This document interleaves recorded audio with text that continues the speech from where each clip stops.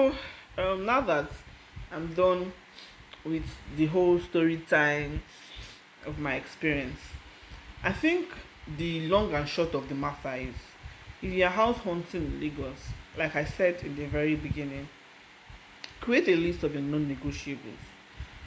It might not exactly mean that you'll be saved from all of this headache, but some of the things that I went through, if I'd gone had a list, like my current house now, I have a list. Now, the problems I would have in this house will be different from the problems I had in that house, because I won't have issues of electricity, for instance. I won't have issue of noise pollution from gen. I won't have issue of agreement and agency fee not being signed, and all of those things that could have been avoided if I had just gone to a house like this from that point, where all of these things were guaranteed from the get-go. If I'm going to even have issues in this house, I don't know what kind of issues I would have. It might be a whole new experience if I do have any, but I won't be having those kind of problems that I did have.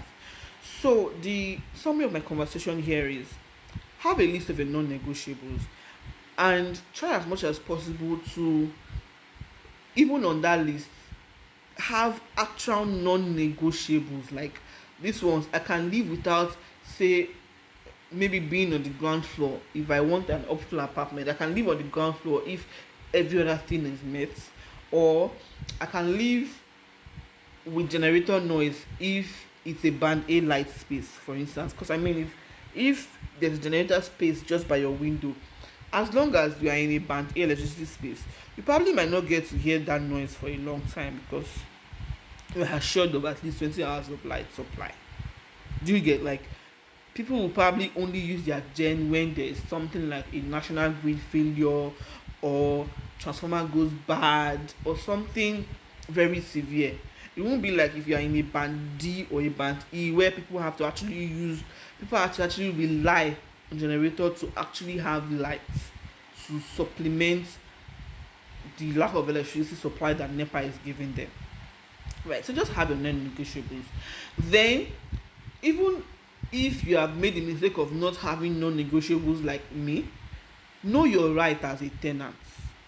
Because if from the very beginning I had threatened them with LASRERA and Lagos Tenancy Agreement, I would have gotten my agreement from the very beginning. It was immediately I sent the email that quoted the Lagos law, that had gave them, like, I got this barely 48 hours after